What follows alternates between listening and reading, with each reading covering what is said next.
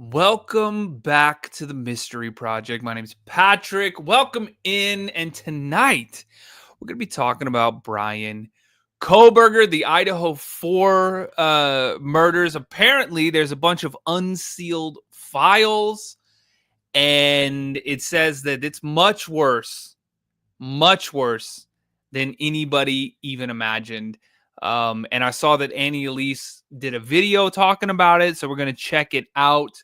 Make sure you go show Annie Elise some love. She is pinned down in the description of this video, her channel, and the video link and everything. So you probably already are subscribed to her, but if you're not, then you should be. So go check it out.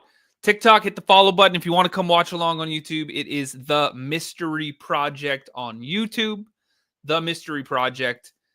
We're live there right now. The link is in the bio as well. And I hope you guys are ready. So let's jump right into this. YouTube, hit the thumbs up for me too. Let's go. There has been a huge document dump where a lot of more details and information has been released regarding this case.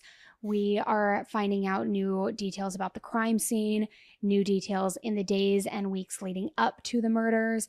There's just a lot of information to go over. And it's been kind of trickling in, as I said, since the sentencing. But I wanted to wait to do this update video because I wanted to just get all the information that we possibly could.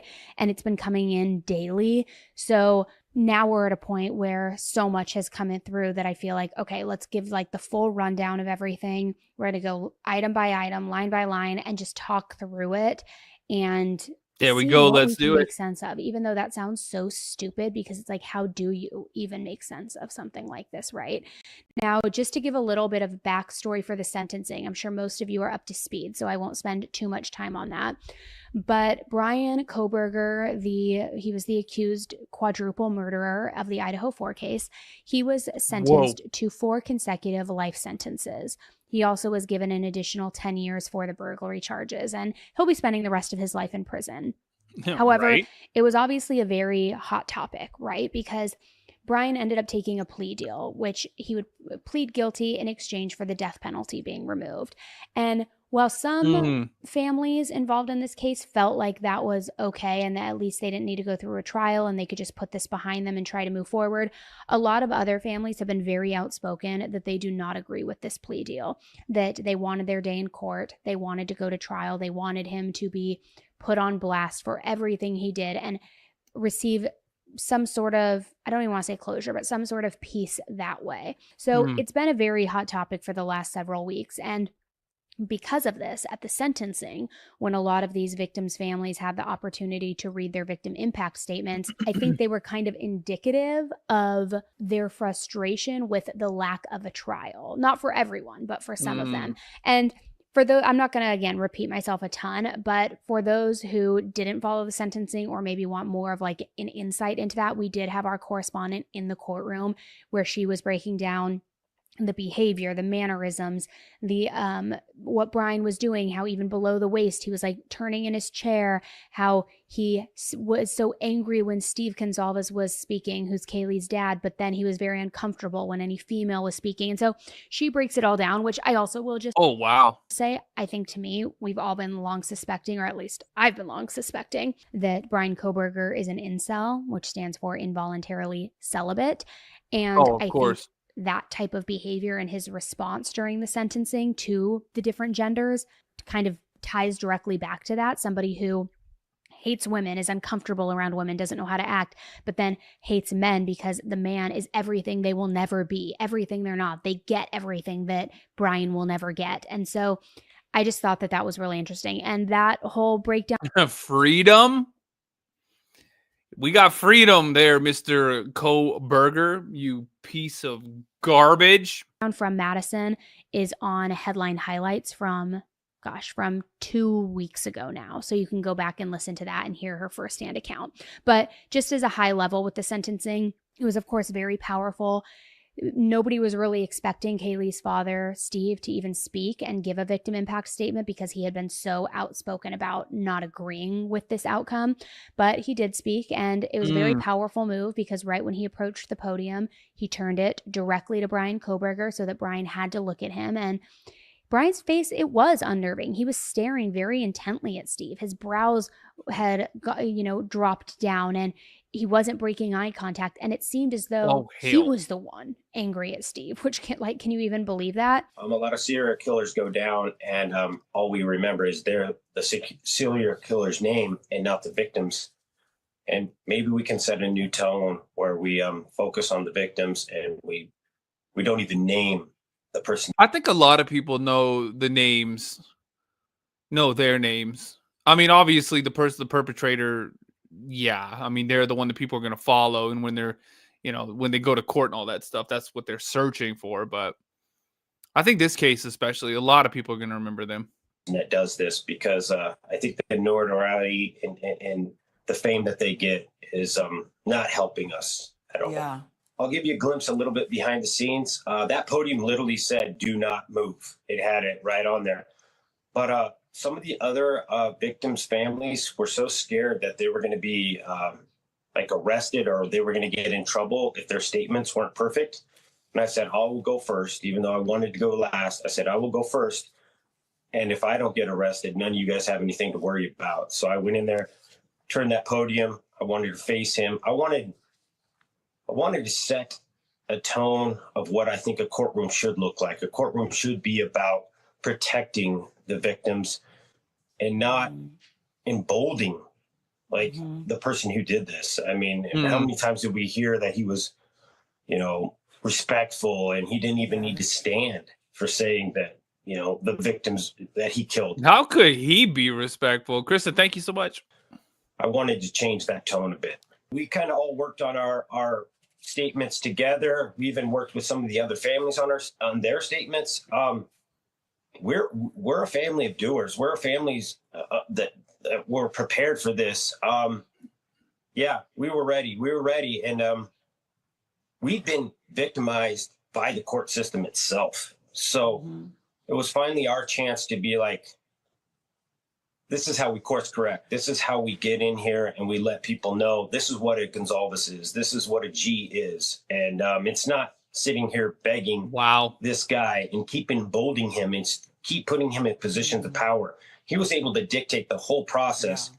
But that day was our chance to say, you know what, there you go. You're not controlling anymore. We are. I love the contrast in different families and the way that they can grieve differently. And I think it gives a full breadth of what it looks like to be a victim and to go through this process.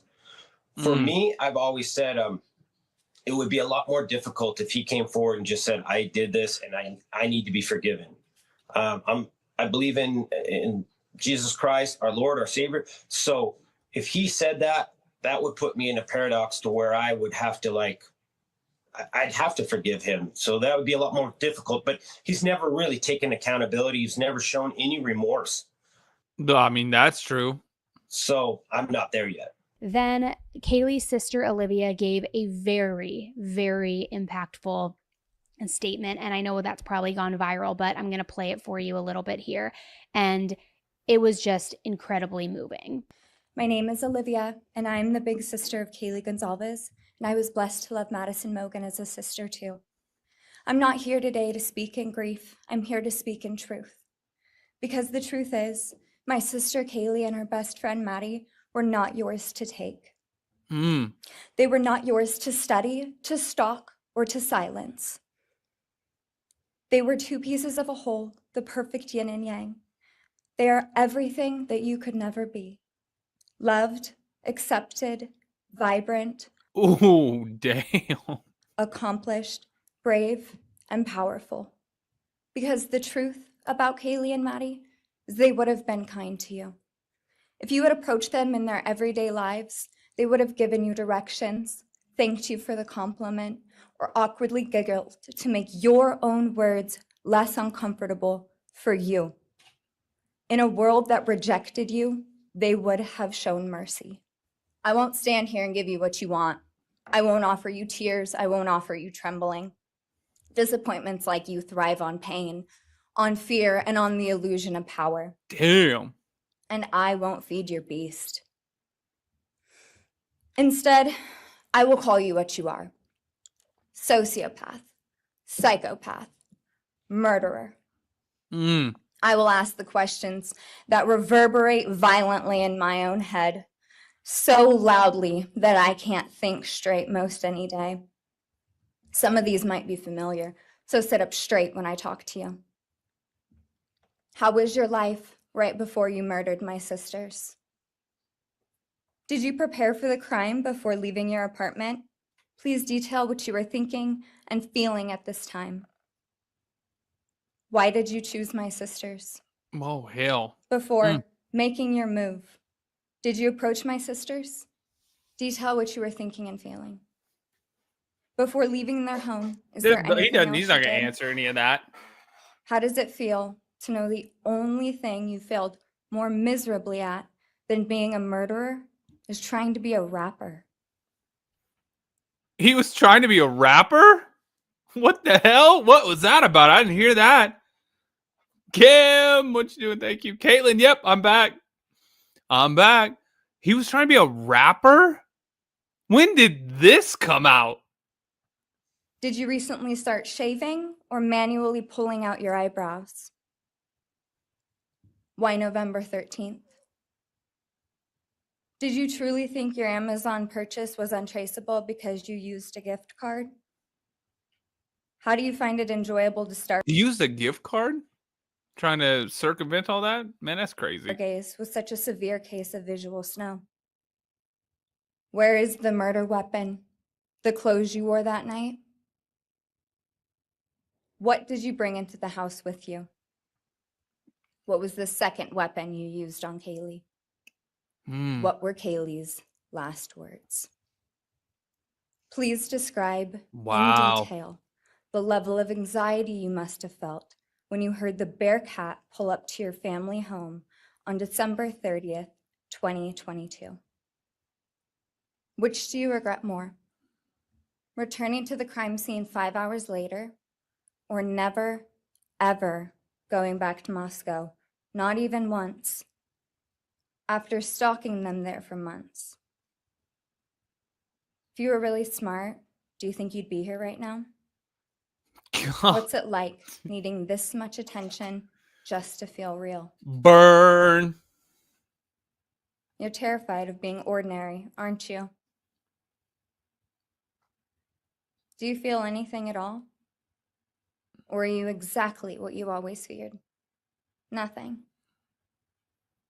If you're so powerful, then why are you still hiding, defendant? You see, I'm here today as me. But who are you? Let's try to take off your mask and see. You didn't win. You just exposed yourself as the coward you are. You're a delusional, pathetic, hypochondriac loser who thought you were so much smarter than everybody else. Constantly scolding, turning your nose up to grammar mistakes, nitpicking and criticizing others. You wanted so badly to be different, to be special, to be better, to be deep, to be mysterious. You found yourself thinking you were better than everyone else, and you thought you could figure out the human psyche and see through it, all while tweaked out on heroin. Scarowin, TikTok. The overlords don't like hearing those words. Son of a... Oh, no, that's somebody trying to join. I thought that was it, y'all. Come over to YouTube in case. The Mystery Project on YouTube. Come on over, y'all. The Mystery Project. Links in the bio. Lurking in the shadows made you feel powerful because no one ever paid you any attention in the light. Damn. You thought you were exceptional, all because of a grade on a paper. You thought you were elite because your online IQ test from 2010 told you so. Online? All of that effort just to seem important. That's real. It's desperate. There is a name for your condition, though. Your inflated ego just didn't allow you to see it. Wannabe. You act like no one could ever understand your mind, but the truth is you're basic. You're a textbook case of insecurity disguised as control. Your patterns are predictable. Your motives are shallow. You are not profound. You're pathetic. Damn. You aren't special or deep, not mysterious or exceptional. Don't ever get it twisted again. No one is scared of you today. No one is intimidated by you. No one is impressed by you. No one thinks that you are important. You orchestrated this like you thought you were God. Now look at you, begging a courtroom for scraps. You spent months preparing, and still all it took was my sister in a sheath. You work so hard to seem dangerous, but real control doesn't have to prove itself. The truth is, the scariest part about you is how painfully average you turned out to be. The truth is, you're as dumb as they come. Stupid, clumsy, slow, sloppy, weak, dirty.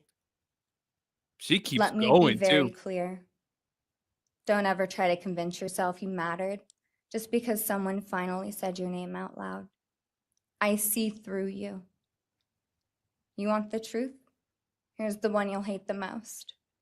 If you hadn't attacked them in their sleep, in the middle of the night, like a pedophile, Kaylee would have kicked your fucking ass. Thank you. Thank you. Oh my God. And I'll just say, all of the statements were fantastic. They were Y'all said it. It was mic drop moment. Dear God. Y'all, if the TikTok all of a sudden just it's not live anymore, come over to YouTube, The Mystery Project, because who knows? TikTok overlords get crazy as hell when they hear words. So come on over now just in case. emotional, they were honest, they were raw, they were moving. But there were some statements where you could tell that they were crafted in a way to get under Bryan Kohberger's skin, whether it was Olivia's statement and telling him how he's weak, how he's a loser, how he's sloppy and dirty, because we know he's like obsessed with wanting to be clean, or Kaylee's younger sister who said, you know, you're used to getting A's in high school and college. Now you're going to be getting the big D's in prison. Because there was What? She said that? What? Oh Lord, that's funny. That's good. Whoever said that, that is good. so much intention behind hurting Bryan in some of these statements. It almost kind of felt like the roast of Bryan Kohberger a little bit. I was fueled by seeing the rage on his face. I was prepared to be arrested that day. Really? Really? No, I'm not joking. I think that every single one of us were. Man, was You wouldn't get arrested for that. I mean, unless you go up and try to like punch him, then they would like. You might not even get arrested for that. You might get restrained, and if you don't stop, they would arrest you. But I don't know. But the victim impact statement. I mean, what are they gonna do? he mad? That was obviously a big point of why I did what I did, to make him feel small, because he is. It actually makes me really emotional. I got up there knowing that my speech wasn't to Kaylee and Maddie, it was for them. I mean, I stalked the stalker. I found everything that I could from him online from the beginning of time to now. It fueled me to know that I got you pegged. I had one shot at it and I was going to make the most of it. So I wanted to maintain that eye contact as much as I possibly could. And when I tell you, there's not a human there, right? I'm not scared of this individual. I'm not intimidated by him. Truly, I'm not. But when I tell you, there's a primal sense of alarms. Like, my body was telling me, run, get out. This is a threat. The best description I can give you is like if I had come face to face with an alien, because behind there, there's no human being. There's no humanity. But for me, it was just one-on-one. Like, and I was ready to stand on business, right? Like I was there. There was nothing that was going to make me back down from that moment. And all I felt was rage. Almost from the very, very beginning, all I felt was rage. At one point in my speech, when I'm speaking more to how I'm trying to say this was an impact statement, I'm more so directed towards the judge, and I turn my body in that direction. And I could feel that specific stare the entire time. It was unrelenting. And hell. All I remember feeling really was like, this guy's pissed. My whole purpose of that speech was taking back this power and giving it back to Kaylee and Maddie, Xana and Ethan as well. But for me and my personal connection to Kaylee and Maddie as my sisters, I wanted to give them the hero moment that I truly feel like they deserve. Throughout this whole process, he has controlled so much of the narrative, and it's been focused around him, his name, his actions. And I understand it. But in my shoes, it pisses me off at times, because you see Idaho students, University of Idaho students, his name victims, or just the headline of his name. And it's so frustrating because it's like, they have names. Kaylee Goncalves, Madison Mogen, Xana Kernodle, Ethan Chapin. Say it. You know, you take the time to say his name. Say theirs. I understand it's 4. I understand it takes a second. But you owe them that. So for me, it was about taking back that control from him, best that I could, getting under his skin as best as I psychologically could with my limited understanding of what he is, and giving it back to the victims the best that I could. So sentencing happened. Whoa. And after that, as we know, the gag order was lifted. And with this, what that means is not only that people who were involved in the case can now speak, but certain documents and certain photographs and information will start to be released. And although we have seen a big document dump, and that's what we're going to talk a lot about today too, plus some other stuff that just recently came out, there still will be more to come over the next few weeks and months. So don't be surprised if we end up putting out another update video, because it's just slowly now coming to the surface. It's been 3 years, right? 3 years of waiting, of wanting information. And now that the order has been lifted, some of that information is going to start surfacing again. So let me start with the police reports. And I just want to go item by item with you and kind of read off what the big takeaways were in them, so that you hear the same information and receive the same information that I did. So when officers entered the King Road house, they found Kaylee Goncalves and Maddie Mogen in the same bed. Kaylee was on the left side, and she was severely injured, so much so that she was unrecognizable. Her face had been stabbed repeatedly, and her, quote, basic facial structure was unrecognizable. One officer even— Oh my word. Yo, this is Annie Elise that we're listening to. And yes, you did see me on Paranormal Caught on Camera. You did. and said, quote, I was unable to comprehend exactly what I was looking at while trying to also discern the nature of the injuries. And I have to say, this is very important here because there was discussion of a second weapon, right? And while it hasn't been confirmed what that weapon was, we will talk about it here in a bit, but Bryan Kohberger did reportedly have tactical gloves. And for those who are unfamiliar with tactical gloves, it's kind of like, they're just like high quality, very durable gloves where it would be difficult to penetrate a blade through them. But also the more important part is that on the top side of the gloves, on the top of your hand and your knuckles, there's this, I don't know if it's like plastic or if it's like super dense hardened rubber, but basically like a shell that goes over your knuckles and the top of your hand, kind of like brass knuckles in a way. So it's been reported that he was possibly wearing those at the time of this, and that's what caused Kaylee's facial injuries, because he was repeatedly hitting her. Now, dear God. Is that because he dropped the knife because there was so much blood that it slipped out, and that's also when he dropped the sheath? So at that point, he's just wailing on her because she's fighting back? Or were any of those attacks done post-mortem or pre-mortem, but like just out of anger in addition to the stabbings? Part of me thinks, and this is just my opinion for a second here, guys, part of me thinks that we know he left the sheath behind by accident, so I think he lost control in that moment. We know he probably wasn't expecting Kaylee either, right? So I believe he lost control, may have even dropped the knife, and that's why then she received such a beating, because that was his second line of a weapon, to something to use. Then when he's trying to get the hell out of there, he picks up the knife, or because wherever it is, forgets the sheath because of the chaos in the moment. And then he's, of course, stunned to see Xana still awake, caught by surprise from her. And then we know she had the majority of the stab wounds, which I know I'm getting ahead of myself, but just once again, an unforeseen variable that caught him off guard and basically foiled his entire plan.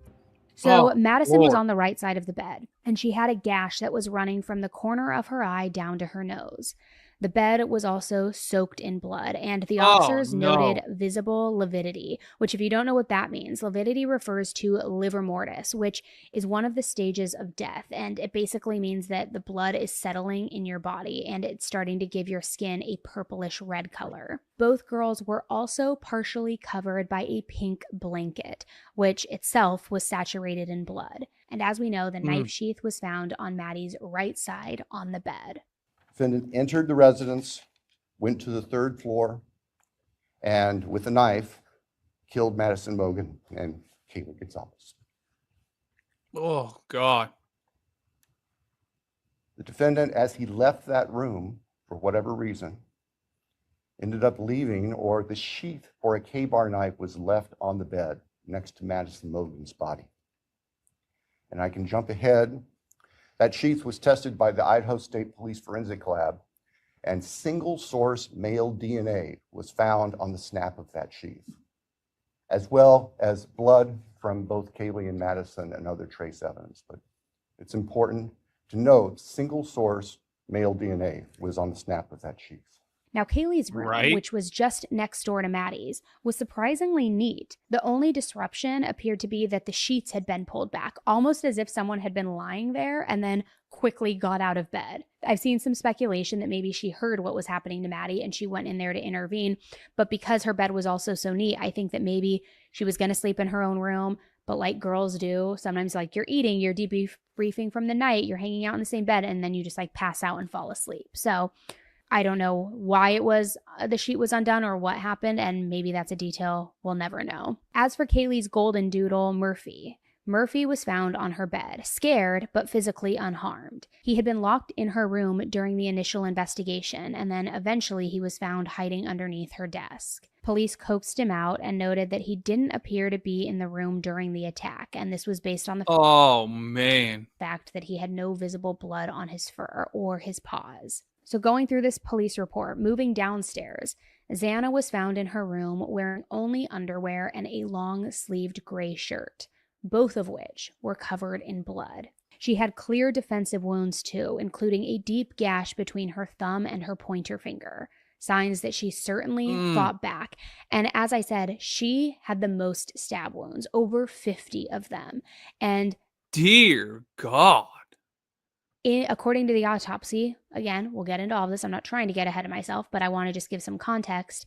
The majority of those 50 wounds were defensive wounds. She fought like hell. Ethan was found in Xana's bed, and he had a blanket over his midsection, and his feet were hanging off of the edge. Now, blood spray was found above his head, and he also had 2 large gashes on the back of his legs that went deep inside the tissue. And we had heard how Bryan Kohberger allegedly cut the back of his hamstrings, which I don't think.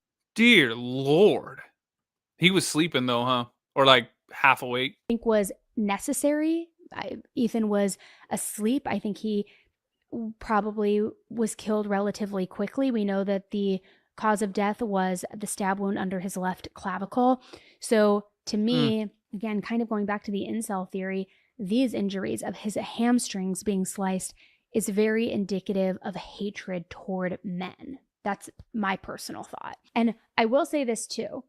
Early on, back in, I think it was January 2023, right after Bryan was arrested, before any details came out, there was a text message circulating about an FBI agent who, overshared some of the information. And I had a friend of mine also reach out who said, and I actually said this in my video. I was like, a friend of mine said that she's close with an FBI agent, that here's some of the details that have come out, including Ethan's hamstrings being cut, including one of the victims who we now know is Kaylee, her face being disfigured, one victim being stabbed over 50 times, which we now know was Xana.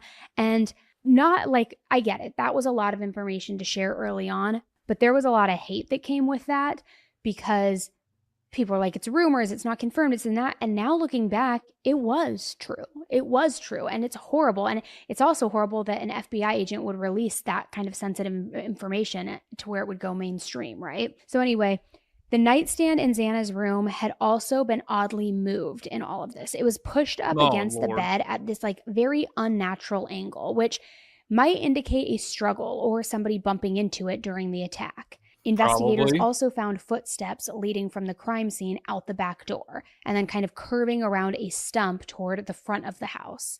They also found smudged fingerprints on the door. Small handprints were discovered on a window just east of the back door, and the screen for that window was found on the ground and also visibly damaged. In the backyard, the police discovered a discarded black backpack. A black vest was also found nearby on Taylor Avenue. Then, a few days later, a black glove with visible blood on it was found about 25 feet from the front door. The police later determined that that glove wasn't there on the morning of the murders, so we don't know, maybe somebody came back and dropped it off later. Was somebody trying to play some sort of sick joke? But they did find it. Then on a desk in one of the second... That's the dumbest thing I've ever heard. You go back to a crime scene and you plant something that has your DNA on it? What an idiot. And obviously it wasn't him, but just imagine some moron trying to like get TikTok clout. He's like, oh, watch this. And then he gets arrested for it. That is dumb as well. What is wrong with these people? By the way, TikTok, a bunch of new people. My name's Patrick. Hit the follow button if you're new here. I go live every night. We talk about all kinds of different true crime cases. Right now, we're talking about Bryan Kohberger, the Idaho 4 guy. Now he's just an inmate. Goodbye.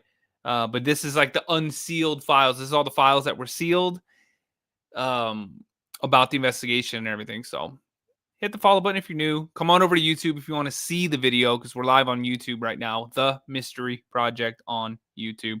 Come on over. You can actually see the video over there. Let's keep going. And YouTube, if you're watching on YouTube, hit the thumbs up. Let's get 50 likes. Come on, y'all. Floor bedrooms, officers found a rolled up $2 bill and a mysterious blue powder. We know it was a party house. We know people in college sometimes will partake in drugs. So drugs. That's the thing about Annie Elise. She always says the words you can't say on TikTok. So I'm always like, crap. Really means, and if it's something more sinister, I don't really know. Now let's go into the coroner's report and the autopsy results. The coroner determined that all 4 of the victims died from sharp force injuries. Oh, Lord. But each case did have its own specifics, and the details paint a picture of honestly extreme violence. As I mentioned, That's terrible. Jen, thank you. Ethan's fatal wound was a stab wound right under his left clavicle, and it severed both his subclavian vein and his artery. His jugular vein was also cut, and he had those deep cuts onto his hamstrings, which I think, again, may indicate that the murderer, Bryan Kohberger, had a particular rage toward Ethan, or even toward men in general. Now, Ethan only had sharp force injuries. There were no other physical injuries such as being punched or strangled or anything like that. Xana's autopsy revealed that she suffered more than 50 stab wounds, many of them, that is terrible, defensive. And this led the coroner to conclude that, quote, an intense struggle had occurred. Her fatal injuries included a laceration to the right lung and 2 to the heart. Like Ethan, she only had sharp force injuries. Maddie's fatal injuries were a laceration to her left lung and another to her liver. The coroner did not mention any defensive wounds, and her injuries were also limited to sharp force trauma. It seems as though Maddie got the least of it, which, again, it makes you kind of ask the question, right? Is it because he was so angry at everybody else for foiling his plan? If Maddie was, in fact, the target, which I believe she was. And if you haven't heard my latest episode on that, I will link it in the show notes. But we talk all about the movements that day, walking through the house, what that looked like, what the motivation may have been. And it's a lot of conversation. And did they find out if he saw her at that restaurant, that Greek restaurant or whatever? Or was that just something people were saying? And speculation and just my thoughts, but we do talk about it. Now, Kaylee, her injuries really stand out because she had the most complex and varied injuries of all 4 of the victims. She suffered a left lung laceration, a liver laceration, a cut behind her clavicle that severed both her subclavian vein and her artery, just like Ethan, God. 2 subdural brain bleeds, and she also had 20 stab wounds in total. Holy hell. The YouTube channel is called The Mystery Project, Gina. The Mystery Project. Which it's later been reported, according to her own father, that she had 34 stab wounds. Oh, and Kaylee Lord. was the only victim to have multiple types of trauma. She had sharp force injuries, asphyxial injuries, and she even had blunt force injuries. Oh, God. So again, that begs the question, did Bryan violently attack her because she ruined his plans with Maddie? Did she fight back and he lost control of the weapon and then that's why he fought her physically so hard? What's the real story there? So as for the weapon, the coroner concluded that it was not serrated. It was a single-edged and extremely sharp weapon, and that a lot of force was used in every single attack. Some of the stab wounds were also so deep that the guard of the knife, you know, that little flat metal piece right before the handle, between the blade and the handle, it actually left an imprint on the victim's skin.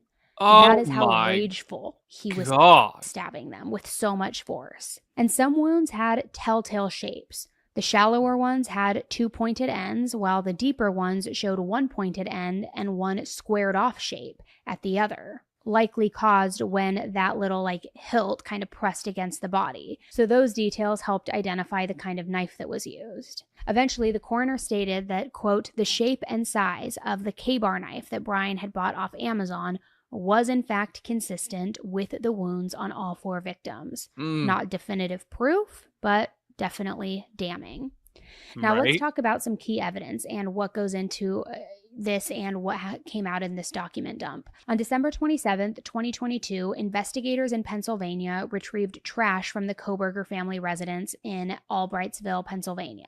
The lab compared a DNA profile that was pulled from the trash to the DNA that was found on that button snap of the K-bar knife sheath, the one that had been left at the scene next to Maddie. The analysis showed that the male DNA recovered from the trash belonged to somebody who could not be excluded as the biological father of the suspect who left DNA on the knife sheath. And statistically, the match was incredibly strong. So strong that at least 99.9998% of the male population could be ruled out as being the suspect's biological father. In other words, Bryan's dad was almost certainly the source of the DNA in the trash, and the person who left the DNA on the knife sheath was almost certainly his son. A pretty devastating match to Kohberger. Mr. Kohberger proceeded to finish his semester of studies at Washington State University and returned to Pennsylvania for the holidays. Law enforcement at this point were aware of Mr. Kohberger, had been accessing information about him, were trying to find him. They located him in Pennsylvania, and they conducted what's called a trash pull. During the nighttime hours, agents of the FBI, who assisted immensely with this case, working with the sanitation department back in this neighborhood in Pennsylvania, took trash that had been set out on the street for collection. In the neighbor's trash, the right? Contents of that from the Pennsylvania residence of the defendant's parents to the Idaho State Forensic Laboratory, where the lab experts there were able to identify DNA on a Q-tip as coming from the father of the person whose DNA was found on the knife sheath that was next to Madison Mogen's body in the bed. Whoa. Subsequently, an arrest warrant was issued here in Idaho, and a search. That pretty much sealed the deal too. When they found that, I mean, how do you argue that? You know what I mean? Oh, well, guess I should take a plea deal. Search warrant was issued in the state of Pennsylvania with the assistance not only of the FBI, but the Pennsylvania State Police. Mr. Kohberger was arrested at his parents' home to return to Idaho. Upon his return to Idaho, a DNA sample was taken from him, and it matched the DNA found on the knife sheath next to Maddie's body at the crime scene. Also discovered from the night of the murders was that on November 13th, 2022, at 12:26 a.m., Bryan searched for police scanners. He landed on... Oh, Lord. something called broadcastify.com, and he specifically started looking up Pullman Police and Fire Dispatch Live. Now, that is just hours before the murders are believed to have occurred. Police also found a screenshot that was saved on Bryan's phone, and it was a screenshot of the Whitman County jail roster. And the image showed booking info for a suspect with the initials CEF, who had been arrested around the same time as this all went down for a hit and run and a DUI involving a knife. So I don't know if this could have been some bizarre sort of inspiration for Bryan, or maybe just a disturbing rabbit hole that he fell into, but it was weird that he saved the screenshot and was looking into it, or maybe he was going to try to blame that person for it. I don't really know. Bryan had also previously applied for an internship with the Pullman Police Department back in the fall of 2022. Yeah, that part's And in his nuts. application, he said that he was interested in helping rural law enforcement improve how they collect and analyze technological data in public safety operations. So basically, I know that was a mouthful, but basically he wanted to help police be better at catching people, while also plotting his own quadruple murder himself. Well, absolutely insane. Single murder turned into quadruple murder. Yeah, no, that is crazy. By the way, TikTok, whole bunch of new people. Hit the follow button if you're new. My name's Patrick. If you like true crime, I'm live every night, live during the day, making videos all day. We're live on YouTube right now, too. If you want to watch the video, come on over to the Mystery Project on YouTube. YouTube, everybody watching. We got 50-something people watching. Everybody, do me a favor. Hit the thumbs up real quick. It helps so much in the YouTube algorithm. And let's keep going, shall we all? But hit that follow button, everybody. Thanks for the follows.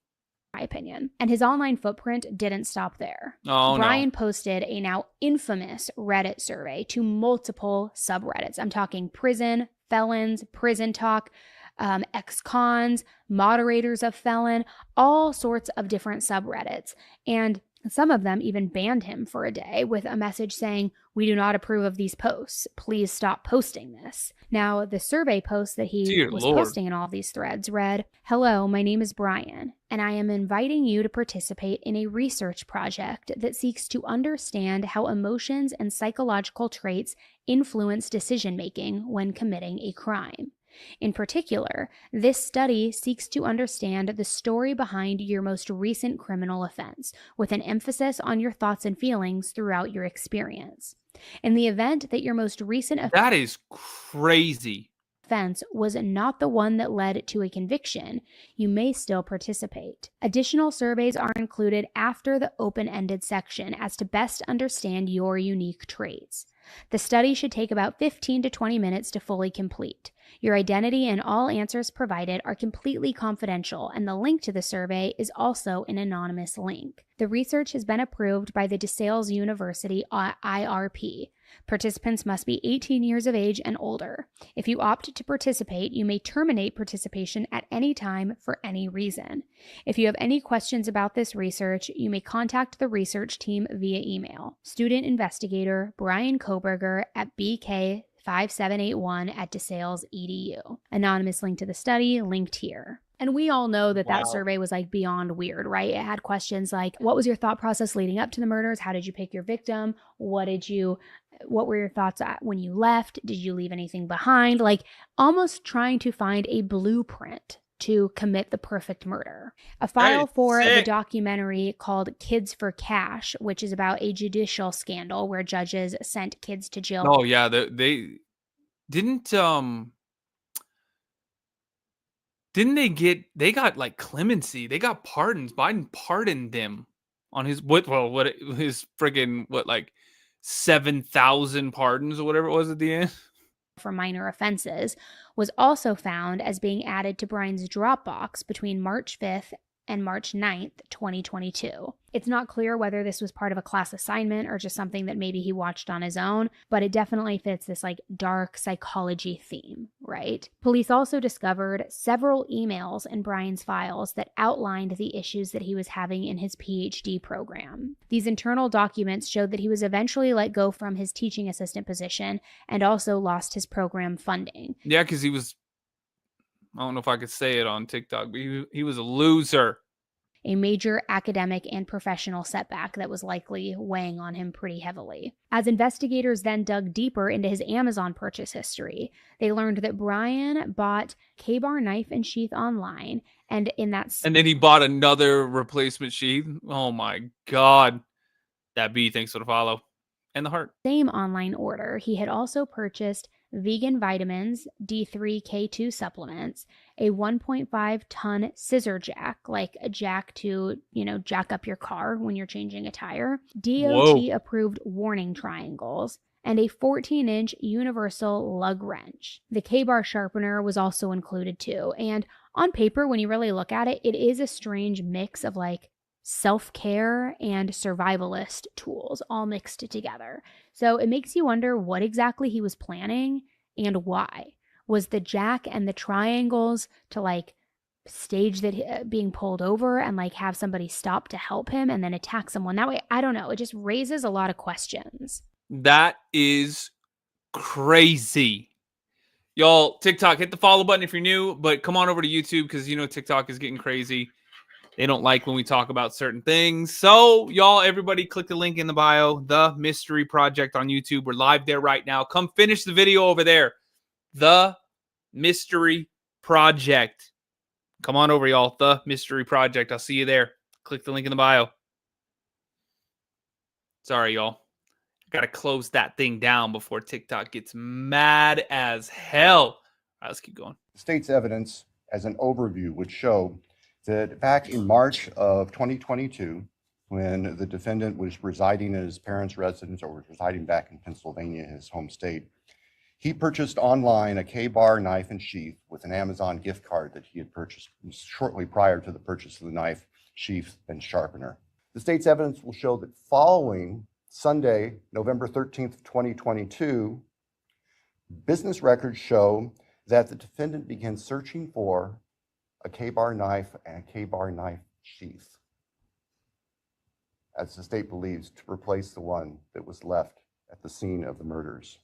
Yeah. The evidence also will suggest that there were at least attempts by the defendant to delete or alter his purchase history on Amazon where all these transactions had occurred. Then finally, imagine being like, oh man, I need a new sheath. Oh hell, I probably shouldn't have searched for a new sheath and then bought it. Oh man, how do I delete this from the Amazon machine? Imagine the panic when he did that and he was like, oh, damn it. Damn it.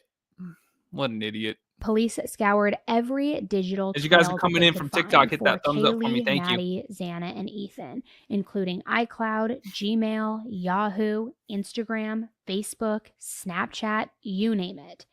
And not a single one of them had ever searched for Bryan with a Y, for Kohberger, for Papa Rogers, not for any of that. So this all strongly suggests that the victims did not know Bryan at all, meaning that this may have been a totally one-sided obsession where he just became fixated on that house and on one or more of the targets inside. Now, oh no. Let's talk about the movements of Bryan's car and his cell phone, because surveillance footage from a neighbor identified in the documents as just TL showed a vehicle entering King Road at 3:45 a.m. on November 13th, 2022, then speeding away at around 4:20 or 4:30 a.m. The car didn't have a front license plate or lower fog lights, and as we know, that vehicle would later match Bryan's car.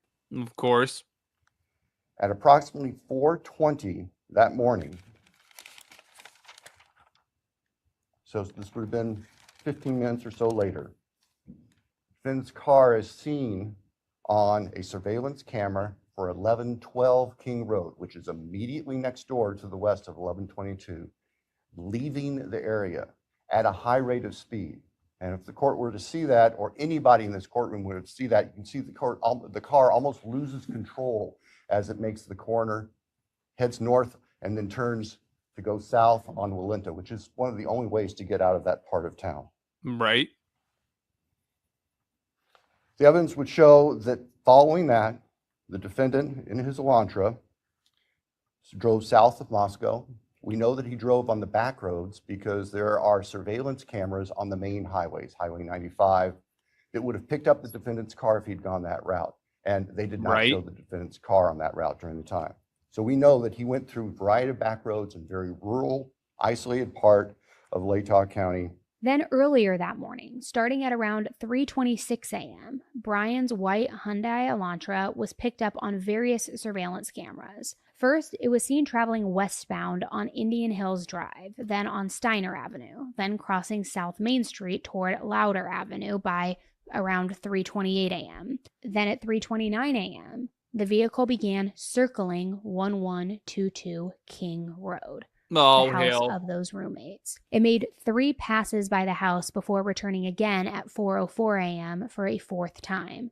Now this time, the car was seen driving east on King Dude Road is and then stopping, nuts. then turning around in front of Queen Road. And it looked like it tried to park or maybe turn around in front of the house, but that they couldn't quite manage it. It was kind of like this 3-point weird like turnaround situation. The vehicle then continued down King Road, turned again in a 3-point turn at Queen Road, and drove back east. Which, this entire loop, the slow passes, the hesitation, the weird turning, to me, it looks a lot like someone who is like scoping out a target or maybe even building up the nerve to do what they were planning to do. Then at 4:20 a.m., the He was car sped casing away the from the joint. King Road area, driving southbound on Wallenta Drive. It didn't reappear until about an hour later, and by Misty, right? 5:25 a.m., surveillance cameras in Pullman, Washington, where Bryan lived, picked the Elantra up again. So investigators put together a map of all the registered white Hyundai Elantras at Washington State University, and they zeroed in on Bryan's as early as November 29th, 2022. Once they had a name, they then pulled his license photo, and he was listed as 6 feet tall with bushy eyebrows, eerily Lord. consistent with what the surviving roommate Dylan had described this masked men who entered the house looking like. The Elantra later pinged on license plate readers as Bryan drove across the country. It was captured in Loma, Colorado on December 13th, and then again during a traffic stop in Hancock County, Indiana on December 15th. By December 16th, Bryan and the Elantra had made its way back all the way back to Albrightsville, Pennsylvania. And then we, of Insane. course, know what happened shortly after that. Now, as for the cell phone data, here's where things get really interesting. On the night of the murders, Bryan's phone went dark from 2:42 a.m. to 4:48 a.m. Yeah, and not because he was stargazing, y'all. Remember that was his thing? I like to look at the stars. How dare you? No, you don't. That's suspicious. That's weird. You're a loser. That's what you are. Just total radio silence. No calls, no text messages, no pings, which... Yeah, I wonder why he did that. Dear God. And he's like, I was stargazing. Why the fuck you lying? Why you always lying? Oh my God. Stop fucking lying. Y'all, do me a favor. We got like 80 people watching. Everybody hit the thumbs up. Let's get 100 likes. Come on, y'all. Hit the thumbs up for me. If you're liking the show, hit the like button. Was obviously a clear attempt to hide his location. We then move to the early morning hours of November 13th, 2022. The state's evidence would show that early morning hours on that day, Mr. Kohberger's phone left his Pullman residence, which is an apartment in kind of the central northwest part of Pullman. That phone was then subsequently turned off at approximately 2:54 a.m. and remained off until approximately 4:48 a.m. on Sunday, the 13th of November. Then, when the phone came back online, it pinged near Blaine, Idaho. Then it began moving south toward Genesee, west to Uniontown, and then finally north back up to Pullman. By 5:30 a.m., the phone was back at Bryan's apartment, which that timeline, as we know, lines up disturbingly well with the path that the car was seen taking. Later that morning at around 9 a.m., the phone left Bryan's apartment and it headed back toward Moscow. It pinged there from 9:12 a.m. to 9:21 a.m. A very short, very brief, unexplained return to the scene of the crime, which it's been speculated that possibly he was going to, revel in the scene and the chaos that was unfolding, but was surprised that it hadn't started erupting yet. But it's also been said that possibly he was returning back to retrieve the sheath that he had realized he left behind. Although if he did drive all the way back there, I'm not sure why he wouldn't have gone in. Who really knows? But then he ends up heading back to Pullman, and he's there by 9:32 a.m. So he's definitely not a smart cookie. So was he checking on something? Was he trying to see if the house had been discovered? Did he think that Dylan, after seeing him, had called 911? So he wanted to just, in a sicko, pervert, creep way, watch as the chaos was unfolding? We don't know. Later that morning, this Sunday, the 13th of November of 2022, Mr. Kohberger's phone returned to the area of King Road. We don't know exactly what he did, but it returned to that area. It's about 9 o'clock in the morning. He was there for about 10 minutes and then returned to his Pullman residence. About 9:30, the state's evidence will show, evidence taken from the defendant's phone, that he took a selfie of himself on his phone in what appears to be the bathroom of his Pullman apartment with a thumbs up. Then even more chilling. Oh, God. Cell phone towers show that Bryan's phone had been near 1122 King Road at least 12 different times between June and November of that year. And all but one of those times occurred in the very late evening hours or That part is crazy as hell.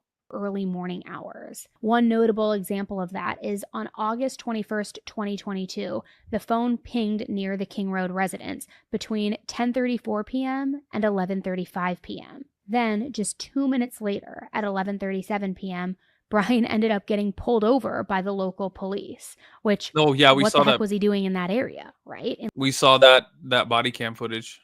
I remember watching that body cam footage where it's like the lady cop, and he's like, "Oh, that's not how we do it in Pennsylvania.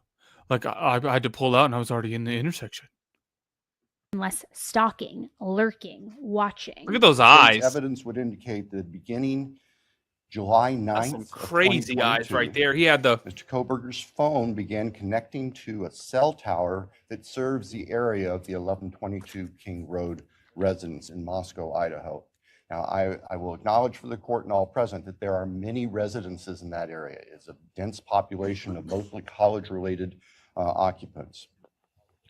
Between July 9th of 2022 and November 7th, the defendant's phone connected to that particular tower during late night, early morning hours, 10 p.m. to 4 a.m., on approximately 23 times.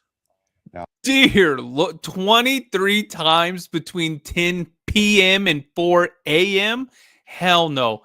That's why you get your camera that like keeps track of that stuff. Your Ring camera, you point it at the street, and it logs all those cars. And if you see somebody driving through the damn neighborhood 23 times at between 10 a.m. and 4 a.m., and they're not parking at a house and going in because they're getting off work, hell no.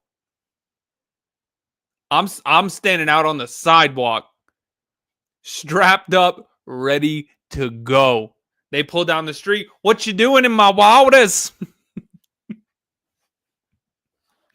What you doing in my waters? Somebody tell me what that's from. Mad points if you can tell me what that's from in the chat. Go. I will acknowledge also, we do not have evidence that the defendant had direct contact with 1122 or with residents of 1122, but we can put his phone in that area on those times. In the interim, on August 22nd of 2022, Lake Tahoe County Sheriff's Deputy Darren Duke conducted a traffic stop in the early morning hour or late evening hours, about 11 p.m. On the west side of Moscow, on the Moscow-Pullman Road. This was a traffic stop of Mr. Kohberger's car, which turned out to be a 2015 white Hyundai Elantra with Pennsylvania plates. During the course of the traffic stop, Deputy Duke was able to obtain Mr. Kohberger's name, Bryan Kohberger, his phone number, and his address, which at that point was an apartment address in Pullman. Oh, hail. You what? I think that's it, yo. I think that's it for tonight. We got to come back and do part 2 tomorrow. Who wants part 2? Jerry, you win the cool points. That is absolutely Humble Greg. It's attached to your rod, mother liquor. Anyways, y'all, part 2 tomorrow night, 9 p.m. Pacific time. Make sure you hit the like button. Do me a favor, y'all. When this ends, it's going to pop you over to the Haunted Side on YouTube. That's my ghost hunting and like paranormal channel. There's some people watching. I got a little marathon running. It's going to run all night. So if you're about to go to sleep, go fall asleep watching some ghost hunting stuff. Go watch me do that stuff. It was a few years ago, so I had my COVID weight on. Don't laugh at me too much. It's going to pop you over there. Go like that video. Go watch some of that stuff. I'll see y'all tomorrow.